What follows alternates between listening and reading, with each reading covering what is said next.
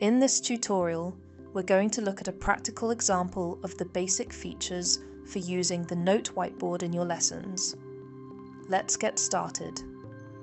On the home screen, click this icon to launch Note.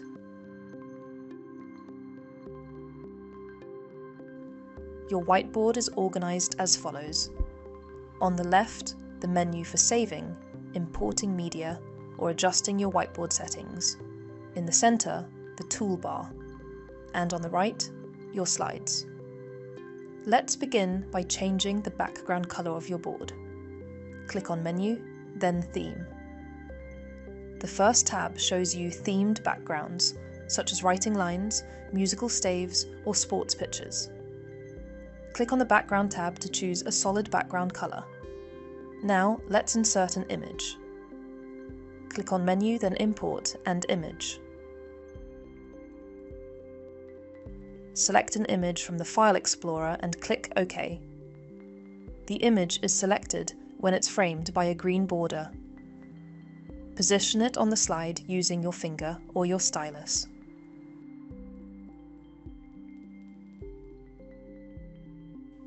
To resize it, use a pinch to zoom gesture with your fingers or simply drag one of the points. Use the top point to adjust the rotation of the image. Now let's see how to write text on the noteboard. In the central toolbar, click Pen, then write with your finger or the stylus. To position the text on the slide, click Select, draw a circle around your text, and once it's selected, move it. Let's take a closer look at the writing settings. Double-click on Pen to display the settings, as well as for the fine and thick nibs of the stylus. These allow you to choose a writing tool, line thickness, and color for your finger. Let's have a look. I'm writing in black with the fine nib, then in green with the thick nib, and finally in red with my finger. There are two ways to erase. You can erase using your fist or the palm of your hand. Alternatively, click the eraser button and use your stylus or finger.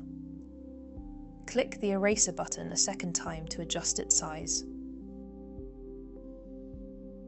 You can clear the entire slide using the Clean All button, and if you need to, undo your last action by clicking the Undo arrow. Now, let's cover the two methods for handwriting recognition. Method 1. Write a word, select it, and click Smart Write.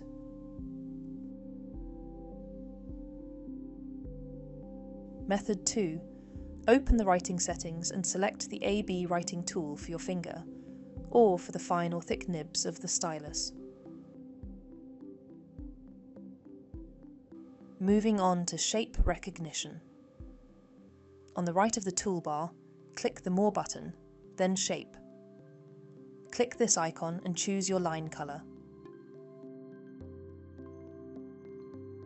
Draw shapes freehand, and they will automatically transform into perfect geometric shapes.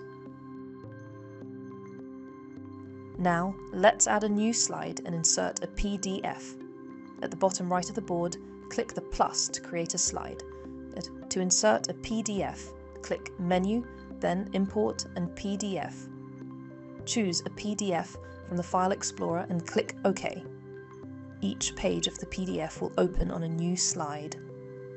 To view all your slides at once, click on the page number. Navigate between slides by clicking their preview, or by using the previous and next arrows.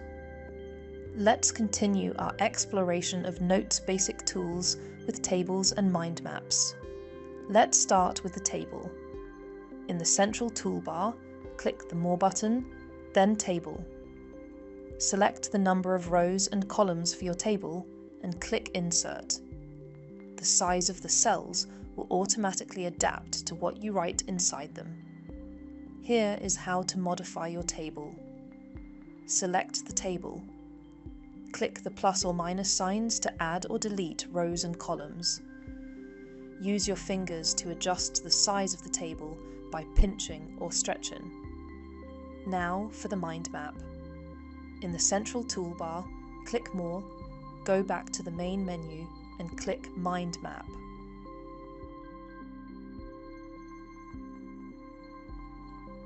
Select your mind map to adjust the cell colour or the text colour. Click on a cell and then on the plus signs to add branches. Write your text freehand. The mind map includes handwriting recognition technology.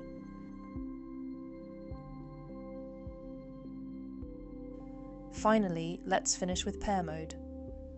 This mode allows you to divide the board into 2 to 6 zones. Click More, then Pair Mode. Choose how many zones to display: 2, 3, 4, or 6. Each student can choose their own writing colour and line thickness within their zone. Click the back button to return to the normal view. That concludes our presentation of the main features of your note whiteboard. Thank you for following this introductory tutorial, and we'll see you again very soon.